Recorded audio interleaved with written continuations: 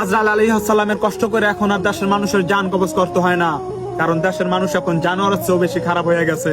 Facebook news ফিডে ঢুকলেই দেখি খুন আর খুন, মা ছেলেকে খুন করে, ছেলে মাকে খুন করে, চাচা বাতিজাকে খুন করে, জায়গা সম্পত্তি লিগা মানুষ মানুষকে খুন করে ফেলায়, শিক্ষক ছাত্রীকে দর্শন করে হত্যা।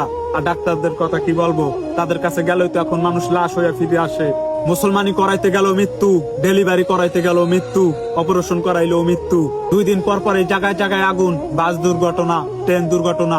দেশে এখন শুধু অশান্তি আর অশান্তি, আর অশান্তি হবেই না কেন?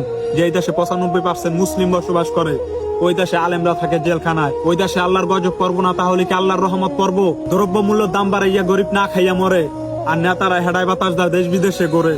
তোমরা জনগণ এত ছেড়তে পারো, এত ফারতে পারো, ইহুদি খ্রিস্টানদের দালালি করে যারা ইসলামের বিরোধিতা করে, অগোবাটা একটা একটা করে ধর। আর আমার এই সোনার বাংলা থেকে ওই জানোয়ার গুলার গেড়ি ধরে বাইর কর।